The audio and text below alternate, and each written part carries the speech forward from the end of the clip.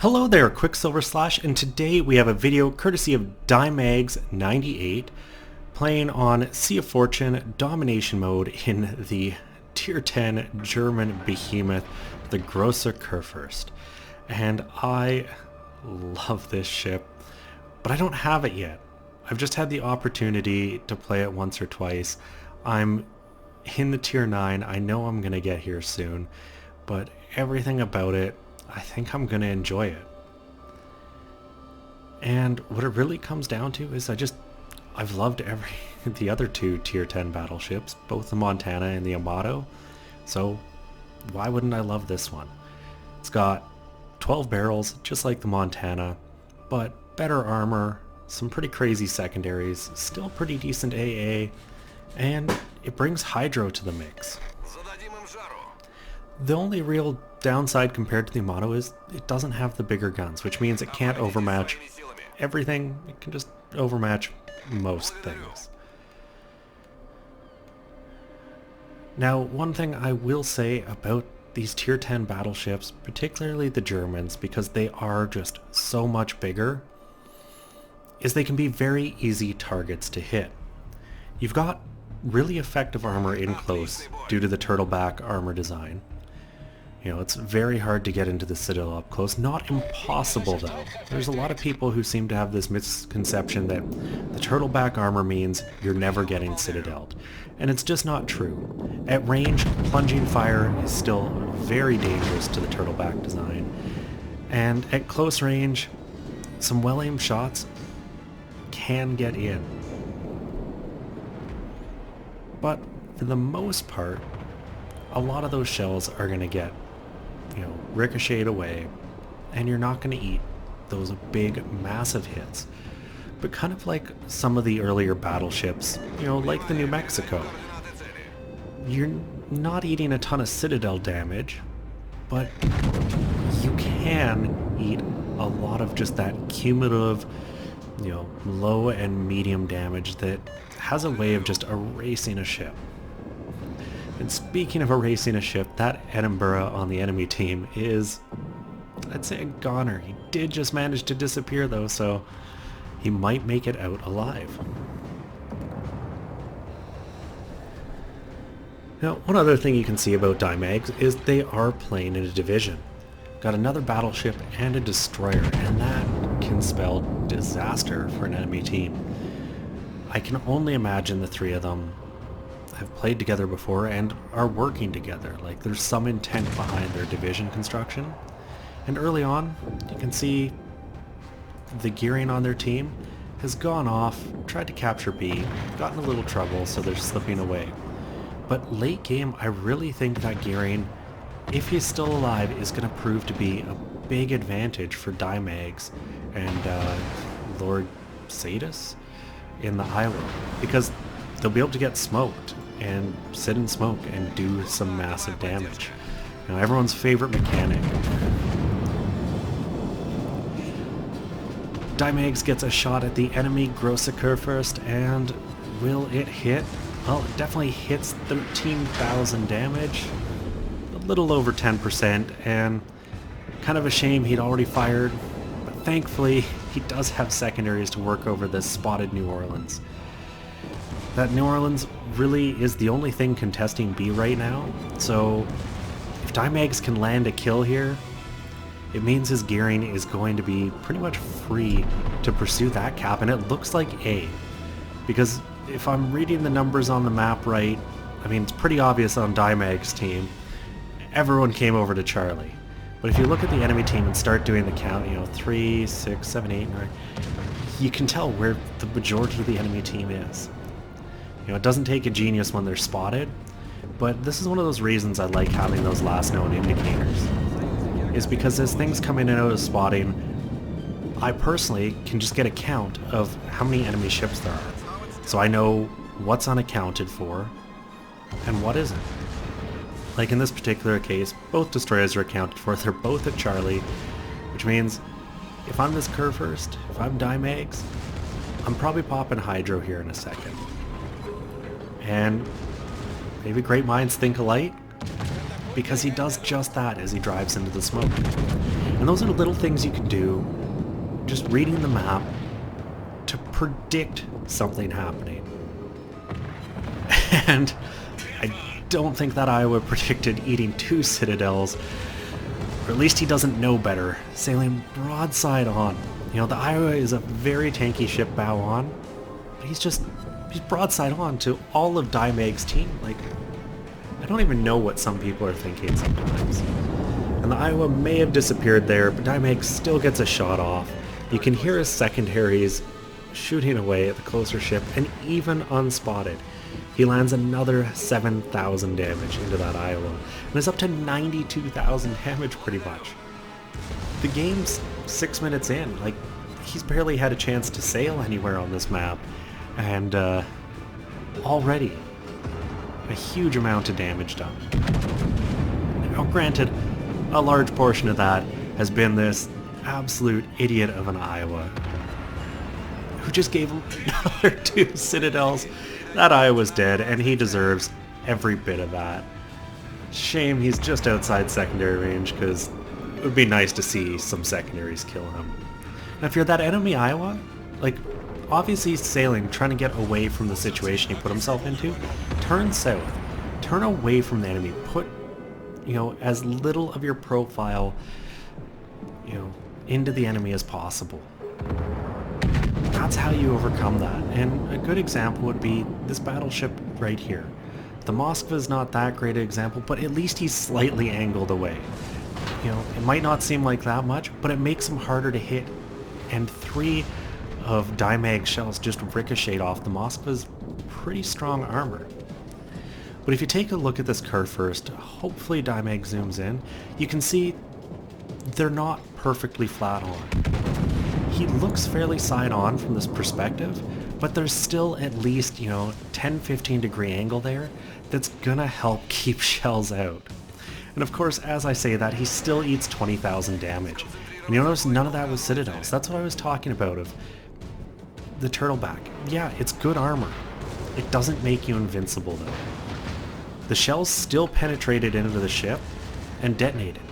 Did 20,000 damage. They just, in that case, didn't make it into the citadel. Overleads that Amagi just a tiny bit, still gets 6,000 damage, and secondaries are going to work. Personally, I would have that Khabarovsk targeted manually, just so the secondaries are working on him, because to me, destroyers are really susceptible to secondary fire.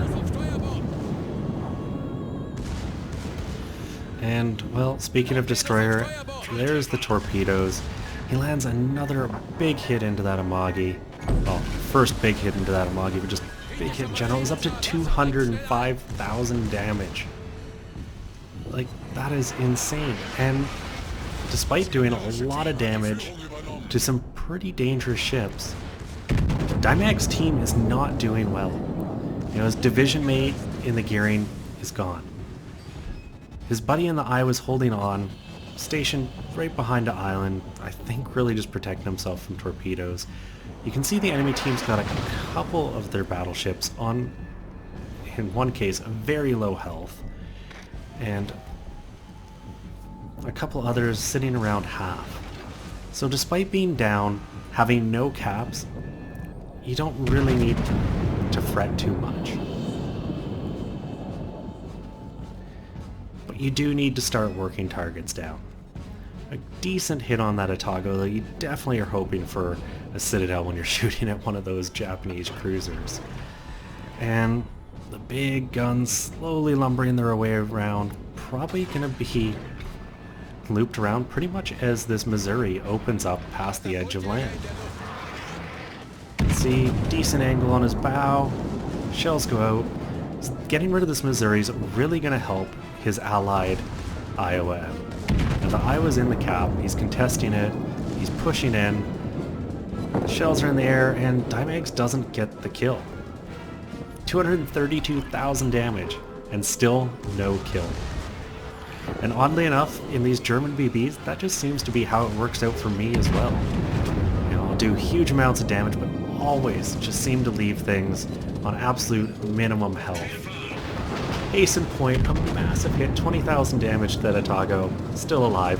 Fortunately, 2 more turrets worth of ammo, and 2 overpens can't secure the kill.